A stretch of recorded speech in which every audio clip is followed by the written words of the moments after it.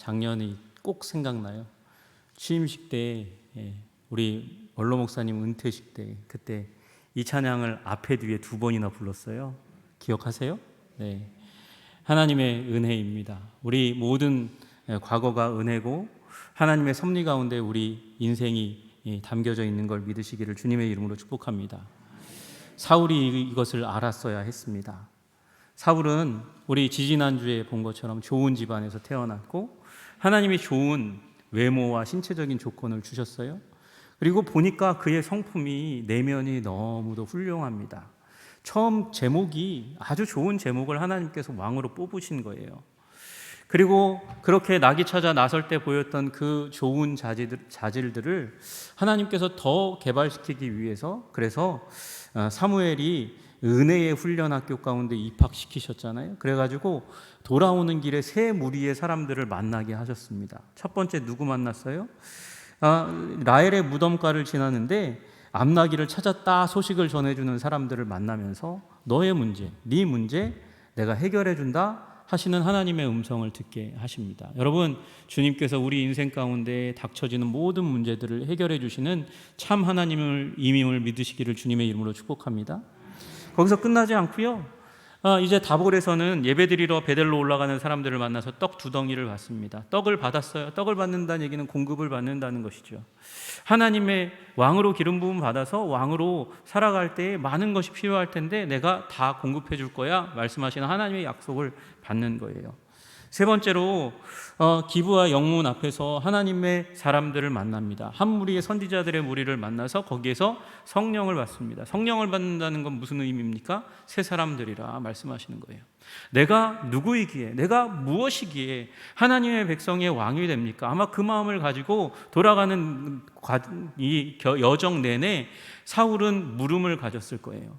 여러분, 하나님께서 부르시는 사람, 하나님께서 자녀로 부르시면 이 땅을 책임지는 제사장으로서의 삶을 살아가야 되는데 그런데 제가 누구이기에 그런 일을 감당합니까? 그렇게 묻는 게 어쩌면 당연한 것이죠.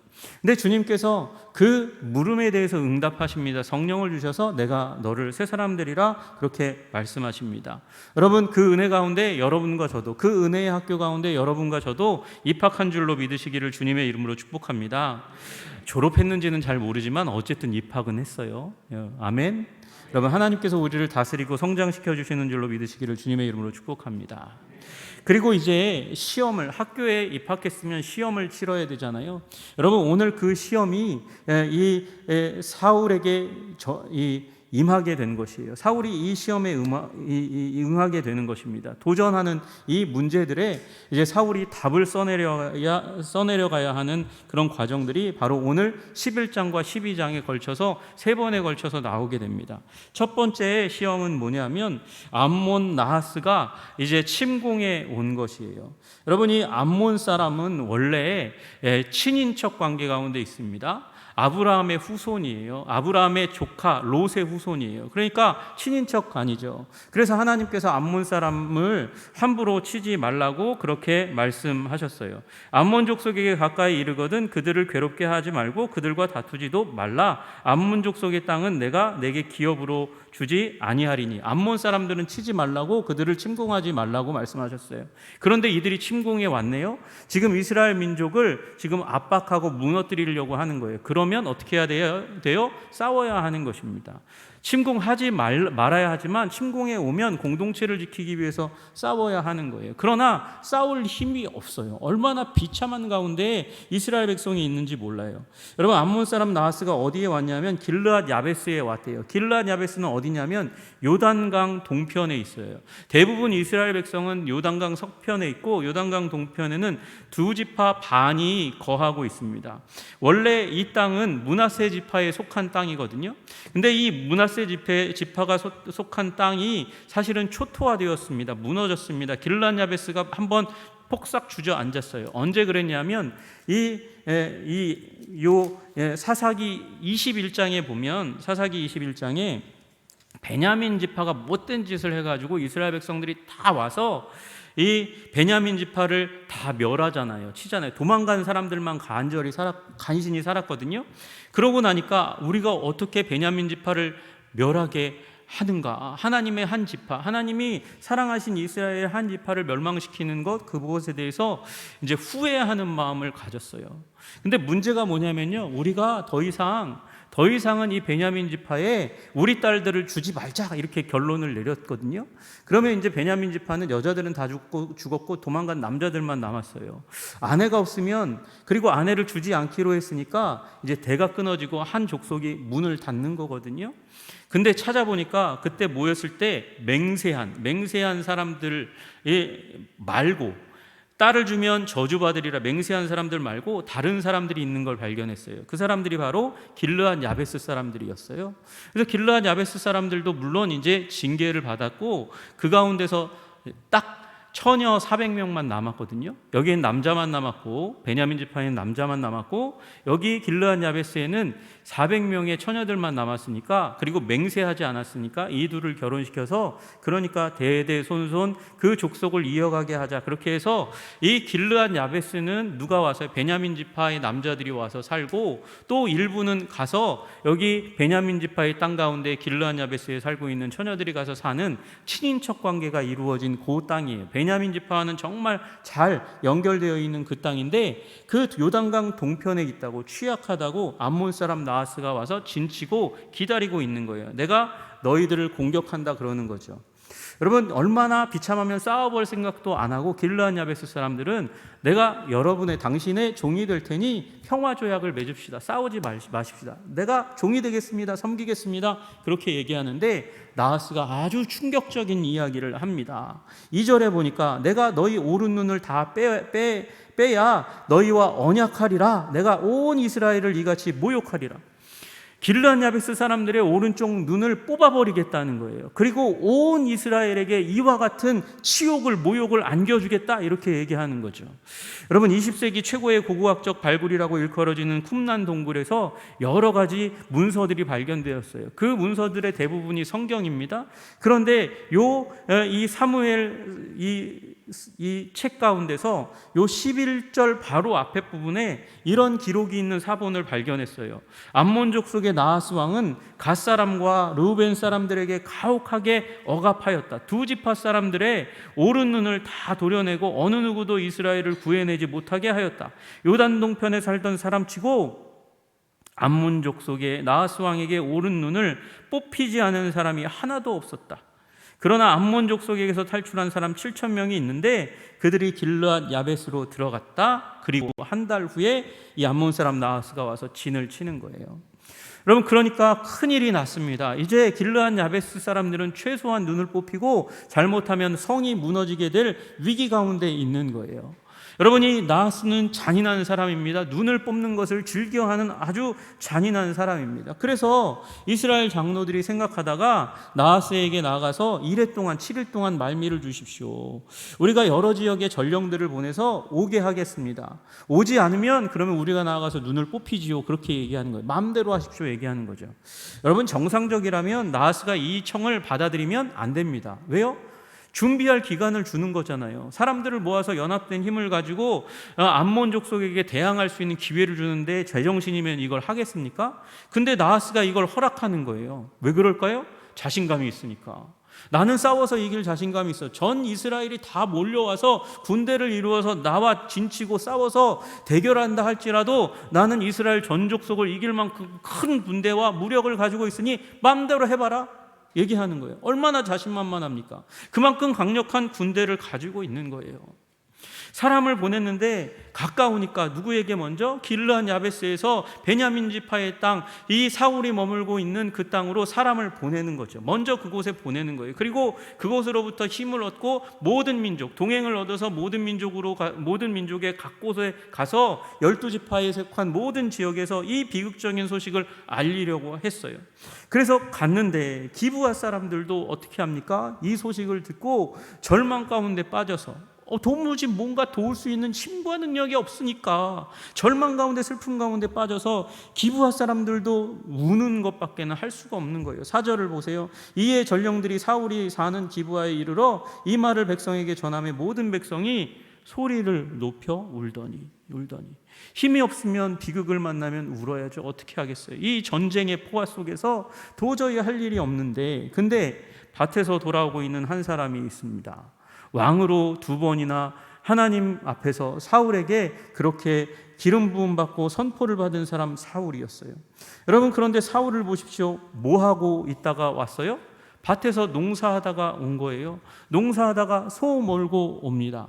왕으로 2번이나 기름 부음 받았고, 그 과정 가운데 훈련도 받았고, 그 가운데 영향력 있는 사람들, 그 사람들에 의해서 유력한 사람들과 함께하는 그런 시간과 그런 기회도 얻었던 사람이잖아요. 그러니까 어떻게 보면 이제 그걸 기반으로 해서 왕권을 확대해가고 사람들 위해서 드러나는 일을 해야 되는 사람인데도 불구하고, 이 사람은 굉장히, 사울이라는 이 사람은 굉장히 가정적인 사람이었던 것 같아요.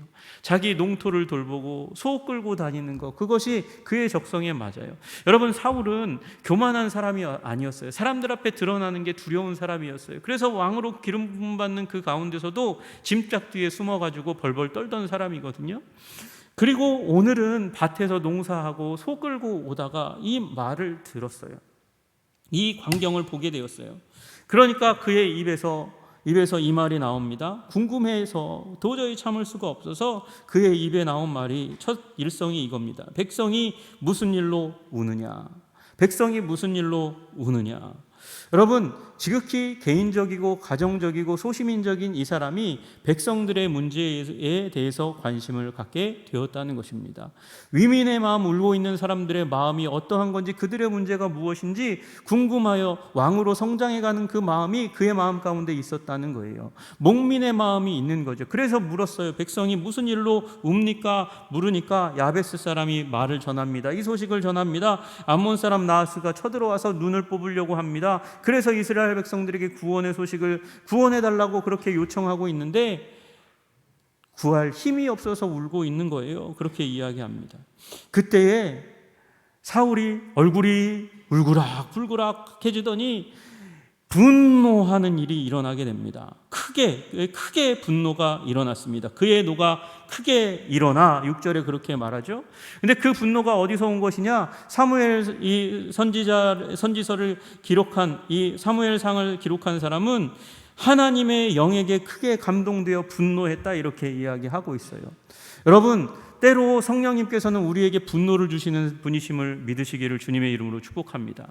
여러분, 우리의 공동체를 누군가 무너뜨리고 허물어뜨리고 깨뜨리려고 하면, 우리의 가정을, 우리의 교회를, 우리의 나라와 민족을 무너뜨리려고 하면 분노해야죠. 여러분, 분노가 성령님으로 말미암아 주시는 거룩한 분노가 우리 믿는 사람들에게 있어야 될 줄로 믿으시기를 주님의 이름으로 축복합니다.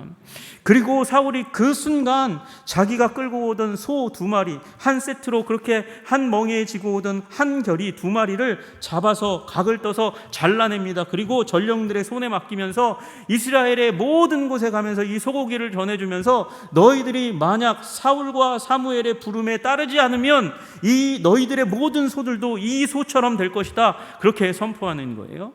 여러분, 사울이 왜 이렇게 했습니까? 사울은 지금 무슨 일이 일어났냐면 우선순위가 더 뒤바뀌는 일이 일어난 거예요. 가정이 중요했고 밭이 중요했고 그리고 소가 중요한 사람이었어요. 그런데 이제 더 이상 그것이 중요하지 않은 거예요. 백성들의 눈물이, 그리고 길르앗 야베스 사람들의 눈이, 그들의 인생이, 이스라엘의 자존심이 더 중요한 것이 되어버린 거예요.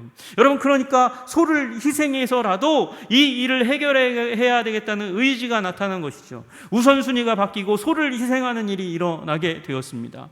여러분, 우리의 공동체, 여러분의 공동체, 가정과 교회를 허물어뜨리려고 하는 악한 사단의 권세가 나타나거든 여러분 분노하시고 그것을 수호하고 지키는 것에 여러분의 우선순위를 두시기를 주님의 이름으로 축복합니다.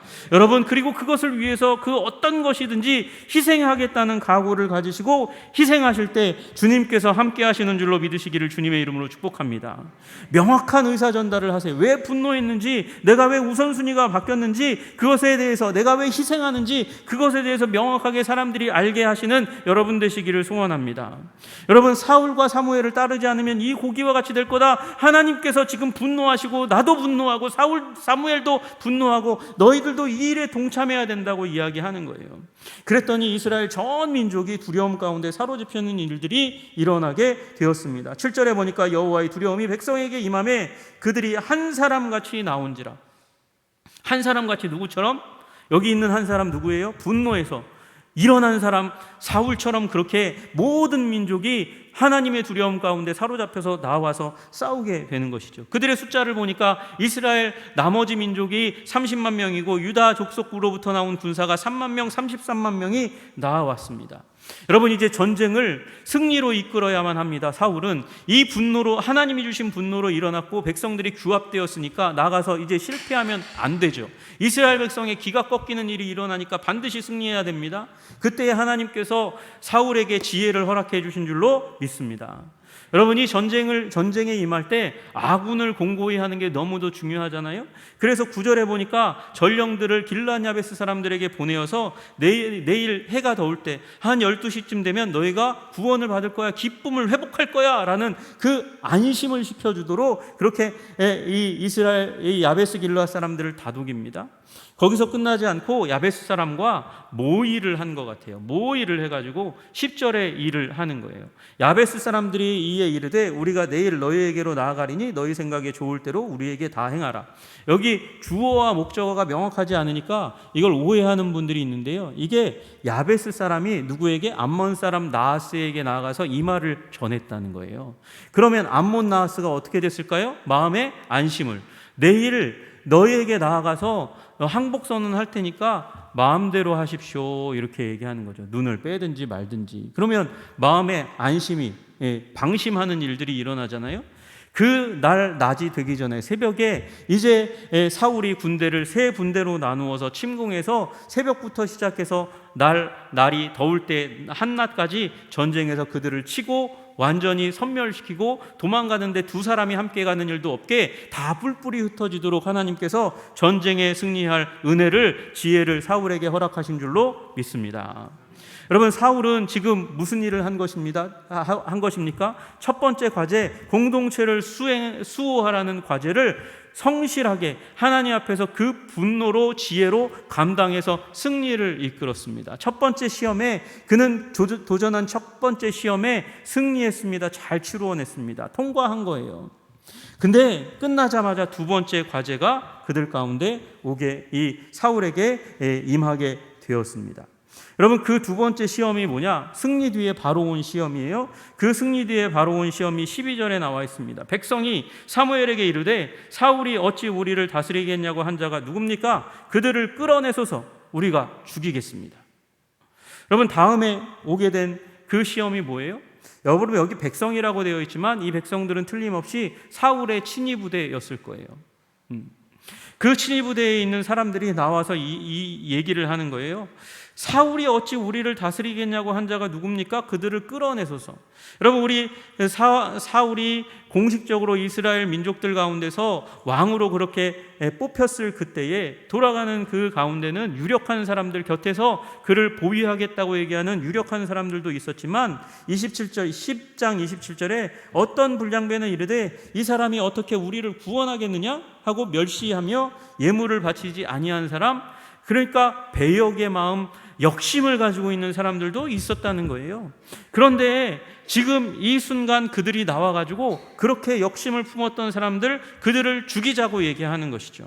여러분, 지금이 적들을 섬멸할 최적의 타이밍입니다. 왜? 사울은 승리했고 그 승리로 말미암아 굳건한 왕의 지위를 갖추었으니까. 그러니까 이때가 바로 적들을 반대하는 자들을, 역심을 품은 자들을 처리할 수 있는 가장 중요한 시기라고 여긴 거예요. 그래서 나와서 사무엘과 사울 앞에서 이 얘기를 하는 것이죠. 그런데 만약에 이때 사울이 나서서 그러자라고 얘기했다면 시험에 똑 떨어지는 거예요. 이게 위기라는 거예요. 이제 막 탄생한 사울의 왕국이 이 사람들을 죽이면 무슨 일이 일어납니까? 그들의 가족이 반드시 그 원망의 마음, 역심을 더욱더 키워가겠죠. 죽임을 당한 사람들의 가족들은 원한을 품을 것이 너무나 당연하고, 그러면 왕국은 사울 편과 반사울 편으로 나누어져서 정치적인 분열의 소용돌이 가운데 치닫게 되고 빠져들게 될 것입니다. 여러분, 그러면 화합하는 민족을 이룰 수 없어요. 여러분, 그러니까 이것은 시험입니다. 여러분, 우리는 기억해야 됩니다. 생각보다 자주 우리는 전쟁 때보다 승리를 거두었을 때 화평의 시대 가운데 더 큰 시련과 시험을 만나게 된다는 거, 이 사실을 기억해야 한다는 거예요. 그리고 또 우리는 때로 적보다 친구가 우리 인생 가운데 더 큰 피해를 입힐 수 있다는 사실을 기억해야 하는 거예요. 여러분, 그래서 전쟁 중일 때보다 평화의 때에 더욱더 근신하며 하나님의 인도하심을 구하시는 여러분 되시기를 주님의 이름으로 축복합니다. 나를 위한다고 얘기하는 사람들의 말을 들으세요. 그러나 나를 반대하는 사람들의 말도 귀 기울여 담아야 공동체가 회복되고 아름답게 되는 줄로 믿으시기를 주님의 이름으로 축복합니다. 여러분, 사울은 이 시험 앞에 뭐라고 얘기합니까? 이날 이 승리의 날에는 사람을 죽이지 못하리니, 사람 죽였는데 아니 우리 공동체 안에 사람들은 죽이지 못하리니 여호와께서 오늘 이스라엘 중에 구원을 베푸셨음이니라. 여러분, 구원의 날에는 구원을 누려야지 왜 보복을 하냐고 얘기하는 거예요, 사울이. 여러분, 우리 삶 가운데 우리 공동체 밖에 공동체를 허무는 사단의 세력들에 대해서는 단호하게 분노를 품고 전쟁을 선포하고 전쟁을 수행해야 되는 게 하나님의 군사된 우리의 역할이지만, 공동체 내부에는 다른 의견을 가졌다 할지라도 그 사람들을 품어 안고 사랑하고 그리고 섬기는 삶을 살아야 하는 것이죠. 여러분, 레위기서의 19장 18절에 말씀하십니다. 원수를 갚지 말며 동포를 원망하지 말며 내 이웃 사랑하기를 내 자신과 같이 사랑하라. 나는 여호와이니라. 아마도 사울은 레위기의 이 말씀을 알았다는 것 같아요. 그래서 자신의 민족을, 동포를, 심지어 그 동포 가운데 있는 나의 반대자들, 원수라고 하는 사람들까지도 품어 안는 것이죠. 여러분, 우리는 분노할 때와 용서로 품을 때를 구분해야 되고, 분노할 대상과 그리고 사랑할 대상을 반드시 구분해야 됩니다. 여러분, 우리 교회 안에 있는 모든 성도들을 사랑으로 품으시는 여러분 되시기를 주님의 이름으로 축복합니다. 여러분, 우리 가정 안에 있는 왼수땡이도 사랑으로 품으시기를 주님의 이름으로 축복합니다. 품어야 돼요. 그래야 살아요. 품어야 가정이 회복되고 온전케 되는 일이 일어나는 것입니다. 여러분, 사울은 위대한 모습을 지금 여기까지 보여주었습니다. 여러분, 그리고 그 위대함, 개인적인 위대함은 하나님의 영광을 시대 가운데, 공동체 가운데 깃들이게 할 수 있는 그런 통로가 되는 것이에요. 그러니 여러분, 공동체를 수호하기 위해서 싸우시기도 하시고, 공동체 내부에 있는 모든 사람들에 대해서는 선대하시고 사랑하시고 품으시는 여러분 되시기를 주님의 이름으로 축복합니다. 여러분, 사울은 이 시험을 통과했습니다. 세 번째 시험이 있어요. 세 번째 시험이 12장 가운데 있는 거예요. 이 12장 가운데, 이 12장은 어디에 있냐? 사무엘이 이스라엘 백성들을 길갈로 다 모은 그때입니다. 길갈로 가서 나라를 새롭게 하자, 이제 사무엘 자신의 사사의 시대를 끝내고 사울이 이제 왕으로서 이스라엘 백성들을 이끌어갈 새로운 시대를 여는 거죠. 그래서 15절에 보니까 길갈로 가서 거기서 여호와 앞에서 사울을 왕으로 삼고 길갈에서 여호와 앞에서 화목제를 드리고 사울과 이스라엘 모든 사람이 거기서 크게 기뻐하니라. 왕으로 대관하고 큰 기쁨 가운데 있는 거예요. 어마어마한 기쁨의 잔치가 이제 열리게 되었습니다. 그런데 그곳 가운데 사무엘이 앞에 등장해서는 긴 설교를 해요. 긴 설교를. 12장 전체가 이 사무엘의 설교입니다. 사무엘의 설교의 중심 주제는 뭐냐면 신실함이에요. 1절부터 5절까지 무슨 얘기하냐면, 내가 사역하면 어렸을 때부터 지금까지 사역하면서 내가 너희들 앞에서 신실하지 못했던 적 있니? 있으면 얘기해. 내가 손해를 다 갚아줄게. 없습니다. 신실하게 사역을 해왔던 내가 너희에게 말한다. 하나님은 신실하셨다. 어떻게 신실하셨냐? 너희들이 위경 가운데 있을 때에, 그 애굽에서 고통 가운데 있을 때에 너희가 부르짖었지. 그래서 하나님께서 모세와 아론을 보내주셔서 구원하셨잖아. 신실하셨어. 근데 9절 첫머리에 보니까 그들의 하나님 여호와를 잊은지라. 근데 너희들이 여호와 하나님을 잊었잖아. 그래서 가나안의 사방에서 군대를 일으켜 너희를 치게 했다. 나는 너희와 가까이 있고 싶었는데 너희가 나를 잊었으니까 가까이 하려면 내가 어떻게 하니? 그 군대를 일으켜서 너희를 치게 했어. 10절에 백성이 여호와께 부르짖어. 부르짖으니까 너희들이 부르짖으러 가까이 나오니까 다시 내가 사사들을 일으켜서 내가 그들을 진압하고 너희들을 구원해냈지. 여호와 하나님은 그처럼 신실하셨다. 사무엘이 그 얘기를 하고 있는 것이에요. 그런데 너희들이 이때에 암몬 자손 왕 나하스가 나올 때 12절에 그때 너희들이 어떻게 했니? 부르짖었니? 아니, 부르짖는 대신에 사무엘 당신은 늙었습니다. 당신의 아들들은 부패했습니다. 왕을 주십시오. 얘기했잖아. 여호와 하나님께 이 암몬 왕 나하스는요, 여기 11장 첫머리에 처음 등장하는 게 아니고 그 전부터 활동하면서 이스라엘 백성들을 괴롭히고 눈을 뽑아대던 사람이었어요. 여러분, 암몬 왕 나하스가 나올 즈음에 너희들은 왕을 달라고, 나에게 부르짖어 구원을 외치기 전에 나에게 왕을 달라고 그렇게 외쳤다는 거예요. 하나님 여호와께 그렇게 기도하는 대신에 사무엘에게 나와서 왕을 주옵소서, 왕만 있으면, 이 왕 제도만, 이 왕국만 제대로 세워지면 그러면 우리들의 모든 문제, 암몬 사람들의 침공의 문제가 다 해결될 거라고 너희가 생각했잖아. 그게 불신앙이라는 거예요. 여러분, 우리는 어떠한 문제와 환경을 만나도 제도와 사람을 의지하지 않고 여호와 하나님만 의지하는 여러분 되시기를 주님의 이름으로 축복합니다. 여러분, 그것이 아무리 선하고 온전해 보이는 제도라 할지라도 하나님께 부르짖는 것, 기도하는 것, 그것보다 앞설 수 없다고 말씀하시는 거예요. 이 이스라엘의 죄악이 뭐냐면 여호와께 부르짖기 전에 왕을 구한 게 문제라고 오늘 말씀하시는 거예요. 그리고 이것이 너희의 잘못이라는 것을 보여주기 위해서 오늘 밀베는 때 오순절 가까운 그때니까 하늘이 맑아서 천둥과 이 번개가 치지 않고 비가 내리지 않는 그 시기인데도 불구하고 징조를 구해서 비가 내리게 우레가 치도록 그렇게 하겠다. 17절에 그렇게 말씀하시면서 우레와 비를 하나님께 보내달라고 기도하니까 18절에 우레와 비를 보내세요. 그래서 사람들이 크게 두려워합니다. 여호와와 사무엘을 모든 백성이 여호와와 사무엘을 크게 두려워하니라. 그리고 부르짖습니다. 멈춰 주십시오. 우리를 살려 주십시오. 이것을 멈추게 해 주십시오. 우리가 죽지 않게 해 주십시오. 그렇게 얘기해요. 이걸 다 가시게 한 다음에 사무엘이 말한 내용이 오늘 본문인 거예요. 본문. 사무엘이 백성에게 이르되 두려워하지 말라. 너희가 과연 이 모든 악을 행하였으나 여호와를 따르는 데서 돌아서지 말고 오직 너희는 마음을 다하여 여호와를 섬기라. 여러분, 여호와 섬기시는 여러분 되시기를 주님의 이름으로 축복합니다. 제도를 믿지 말고 사람을 믿지 말고 여러분의 환경을 믿지 말고 하나님을 믿는 여러분 되시기를 주님의 이름으로 축복합니다. 여러분, 그러면서 결론적으로 얘기하는 거 14절 그리고 24절의 말씀이에요. 여러분, 14절과 24절의 말씀이 거의 동일한 말씀이니까 24절 가지고만 말씀드릴게요. 여러분, 당부하는 것, 이 긴 설교의 이 결론에 해당하는 것이 24절, 너희는 여호와께서 너희를 위하여 행하신 그 큰 일을 생각하여, 여러분 생각하시기를 주님의 이름으로 축복합니다.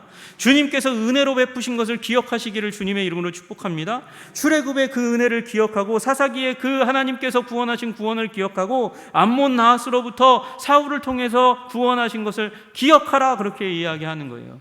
여러분, 기억하시기를 주님의 이름으로 축복합니다. 그리고 그 기억에 의지해서 오직 그를 경외하며, 하나님을 경외해라 말씀하시는 거예요. 오직 그를 경외하며, 경외한다는 말은 두려움 가운데 있는 사랑이에요. 두려움 가운데 사랑하라는 거예요. 존경하면서 사랑하라는 거예요. 존경하면서도 가까이 하기에 힘쓰라고 이야기하는 것입니다. 여러분, 사랑하는데 함부로 대하는 일이 일어나지 않기를 주님의 이름으로 축복합니다. 너무 친하면 맘먹으려고 하는데 여러분, 하나님은 그럴 수 있는 분이 아니에요. 그러니까 그분을 두려워하면서 존경하면서 사랑하시는 여러분 되시기를 주님의 이름으로 축복합니다. 여러분, 그렇게 하는 것의 표현이 뭐냐 말씀하실 때 너희의 마음을 다하여 진실이 섬기라. 이게 하나님을 경외하는 길이에요. 가장 중요한 길이에요. 그것이 중심이에요. 그러면 섬기는 게 뭐냐? 섬기는 것, 서비스하라는 것이죠. 여러분과 저는 서비스업에 부름받은 줄로 믿으시기를 주님의 이름으로 축복합니다. 썬데이 워십이라고 쓰는 교회가 영어 주보에 썬데이 워십이라고 쓰는 교회가 있는 반면에 썬데이 서비스라고 쓰는 교회가 더 많아요. 서비스가 예배라는 말이에요. 여러분, 서비스가 뭐예요? 여러분, 나가면 서비스 잘해주는 직원들이 그 식당에 가게에 좋잖아요. 여러분, 서비스가 좋은 사람, 나를 잘 섬겨주는 사람, 여러분, 이걸 하나님께서는 예배라고 얘기하는 거예요. 여러분, 예배 가운데 하나님을 사랑하고 섬기시는 여러분 되시기를 주님의 이름으로 축복합니다. 하나님께서 그걸 원하시는 거예요. 근데 마음을 다하여 진실하게 섬기래요. 마음을 다하여 진실하게, 이게 뭐냐? 여러분, 우상 숭배로부터 떠나가라는 것이죠. 돌아서서 21절에 돌아서서 유익하게도 못하며 구원하지도 못하는 헛된 우상을 따르지 말고 그것들은 헛되니라 우상 숭배하지 말고 하나님만 예배하고 하나님만 섬기는 삶을 살아가야 된다. 그렇게 주님께서 말씀하신 것이죠. 여러분, 그러니 하나님을 이렇게 섬기시는 여러분 되시기를 주님의 이름으로 축복합니다. 이게 누구의 숙제라고요? 이게 이스라엘 백성들에게 사울이 준 숙제이고, 그리고 사무엘이 또한 사울에게도 준 숙제예요. 14절에 보세요. 14절 이 후반부에 보면 또 너희와 너희를 다스리는 왕이 너희의 하나님 여호와를 따르면 좋겠다. 그러나 좋겠지만은 목소리를 듣지 아니하고 여호와의 명령을 거역하면 여호와의 손이 너희 조상을 치신 것 같이 너희를 치실 것이라. 누구도 포함되어 있어요? 왕도 포함되어 있고 백성도 포함되어 있는 거예요. 여러분, 그러니까 사울에게 마지막으로 주어진 시험은 뭐예요? 하나님 예배의 시험이에요. 기억하고, 하나님께서 일으키신 거대한 일을 기억하고 하나님을 두려워하며 사랑하며 그것을 표현해서 예배의 삶을 잘 사는 것, 그게 이스라엘 민족에게 그리고 사울에게 주어진 직면한 문제인 것입니다. 여러분, 문제에 승리하시기를 주님의 이름으로 축복합니다. 여러분, 문제를 잘 풀어야 그래야 좋은 대학교 가죠. 이것이 법칙이에요. 세상의 법칙이에요. 이 문제를 잘 풀어야 이제 이스라엘 민족이 더 위대한 민족이 되고 사울이 위대한 왕이 되는 거예요. 사울 다 아시다시피 이 문제에 실패해서 이 왕이 꺾이고 날개 꺾이고 추락하고 무너지는 일이 일어나는 것이죠. 여러분, 여러분에게 주어진 이 문제에도 여러분 충성되게 잘 수행해서 승리하시기를 주님의 이름으로 축복합니다. 공동체를 우선순위에 삼고 희생하는 일에 여러분 그 시험에 승리하시기를 주님의 이름으로 축복합니다. 여러분, 공동체 안에 있는 사람들을 사랑하고 섬기고 축복하는 일에 여러분 승리하시기를 주님의 이름으로 축복합니다. 여러분, 그리고 평생에 걸쳐서 여러분 여호와를 섬기고 사랑하는 일, 예배하는 일에 승리하시기를 주님의 이름으로 축복합니다. 주님께서 일으키신 모든 구원의 사건을 배경으로 해서 기억하고 여호와를 두려움 가운데 사랑하며 예배할 때 주님께서 우리 교회를 더 위대하고 아름다운 교회로 삼아 주실 줄로 믿습니다. 여러분의 가정과 인생도 그렇게 더 함께 주님의 놀라운 장중 가운데서 아름답게 변화되게 될 줄로 믿습니다. 기도하겠습니다. 존귀와 영광과 찬양을 받으시기에 합당하신 주님, 사울에게 문제가 주어졌습니다. 이 문제를 잘 풀어야 그가 위대한 왕이 되고 그의 민족이 위대한 국가로 발돋움하게 됩니다. 하나님, 이 문제 우리에게도 주어진 문제임을 기억하게 하여 주시고 이 문제를 잘 해결할 수 있도록 주님 도와주시옵소서. 공동체를 지키기 위해서 우선순위를 세우고 희생하는 사람이 될 수 있도록 주님 도와주시옵소서. 지혜를 모아 주님께서 주신 숙제를 수행해가는 자들이 되게 하여 주시되 우리 사랑해야 될 사람들을 마음껏 충성되게 기쁨 가운데 축복하고 사랑하는 자들이 되게 하여 주시옵소서. 주님을 두려움 가운데 사랑하며 주님께 충성의 예배, 헌신의 예배 드리는 우리 한성의 백성들 다 되어 위대한 인생, 위대한 가정, 위대한 교회 되게 하여 주시옵소서. 예수님 이름 받들어 기도드리옵나이다.